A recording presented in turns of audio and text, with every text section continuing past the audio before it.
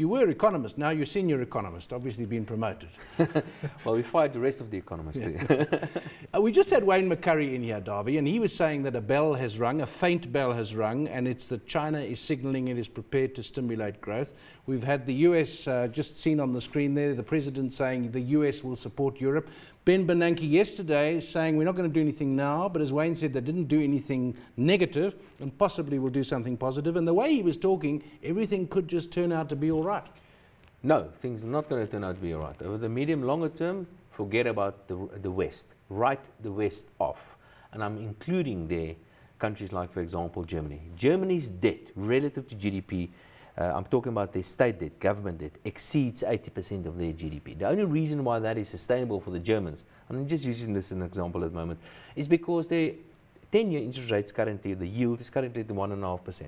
So they can afford to have this huge debt burden because interest rates are very low for the Germans. For Europe as an economy, debt to GDP ratio is in excess of 100%. The French are standing in excess of 90%. The Greeks are standing in excess of 160%. The Spanish at 130%. Those are sort of unsustainable numbers. In the case of the Americans, there are all sort of other problems in the Americans. Their debt burden around about in excess of 100%. Fortunately for them, they have their own currency. So you can do all sort of things. You can print You can dollars. control things more. You can control things easier. But the reality is that you have a lot of debt, and you do not fix a debt problem by incurring more debt. And that's essentially what the Europeans and what the Americans are doing. So forget about the West. We are going to see a dead cat bounce in the short term. I think there's going to be something from the Americans. We're going to see a so-called twist again from Americans, or maybe a quantitative easing sort of thing. I think we're going to see something similar from the Europeans, from the ECB. We're probably going to see something resembling a fiscal union, whereby the Germans are going to do a transfer even more to the Greeks and to the Spanish, those sort of things. But the reality is, as a bloc, those two economies are unsustainable. It's the best case scenario, and that I certainly agree with Wayne, is that the best case scenario is that we do not see a catastrophic implosion of Europe. He did say this is not good news, it's just less bad. Goodness. Yeah. It's just that the thing is not going to collapse completely. That's the good news. Before we get on to the South African situation, the UK, they kept their own currency, thanking their lucky stars they did. They have more control over it. Their national debt is also lower. The UK, they're fortunate in that they have their own currency, which the rest of Europe do not have. They have one currency which is controlled by the ECB, and of course they don't dance to the political whims or whatever is the case at that moment. So, and that is a benefit to have. But you can't use your currency or devalue your currency and think you're going to grow with that indefinitely. So there's also a limit on how much you can use your currency. But granted, yes, the fact that they have their own currency and the fact that they have their own central bank means that they can fine-tune the monetary policy to fit their economy closer, which the ECB can't really do. You can't be everything to everybody. You can't be the same monetary or the central bank to the Greeks and to the Germans at the same time, because the economies are in different stages of economic collapse. When the governments spend whatever they like and you've got no control over it as a central bank, which individual countries do have. You should try to understand what's going on in Europe. The European Central Bank is trying to put as much as possible pressure on the politicians to do the dirty work, to take as much as possible political pressure, you know. The Germans know that they must bail out the other countries. There's just nobody else that can do that.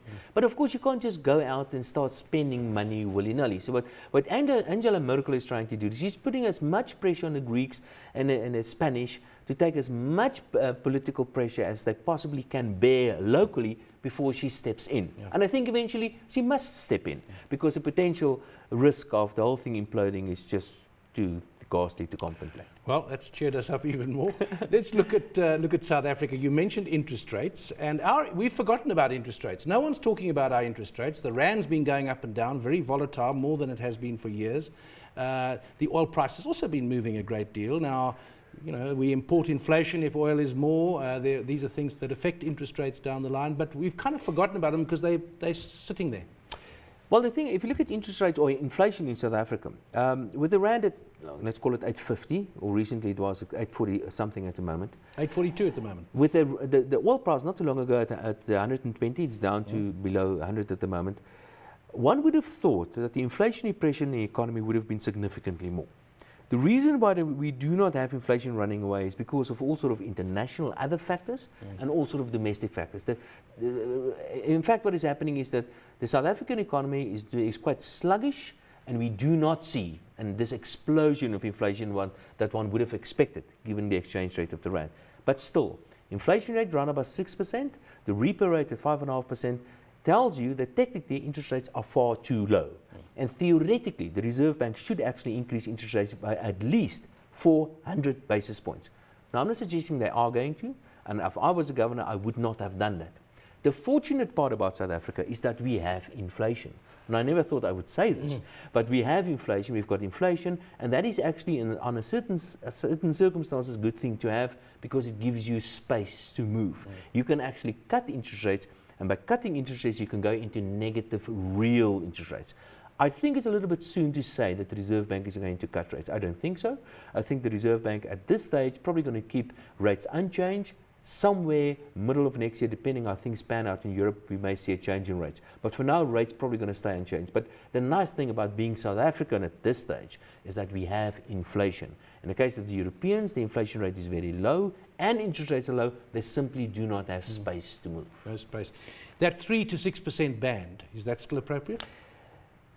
Well, perhaps, if you're very conservative and if you, then one would have, you can argue that this is an opportunity to really cut back our band, to bring it down to 2 to 4% and eventually to start targeting rather 2% instead of a range, because if you target 3 to 6, 6 becomes the range.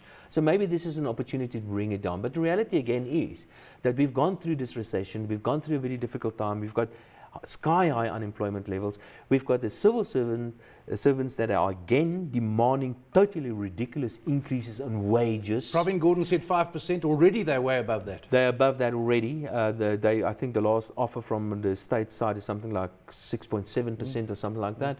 They're probably going to settle somewhere 7.5 or somewhere there. It is just unsustainable. So you see what is happening in terms of in labor in South Africa.